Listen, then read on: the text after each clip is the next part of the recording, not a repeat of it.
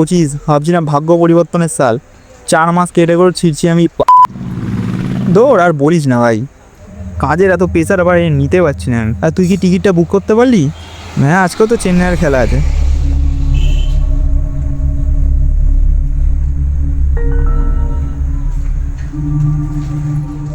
হ্যাঁ হ্যাঁ হ্যাঁ, কী বলছিলিস?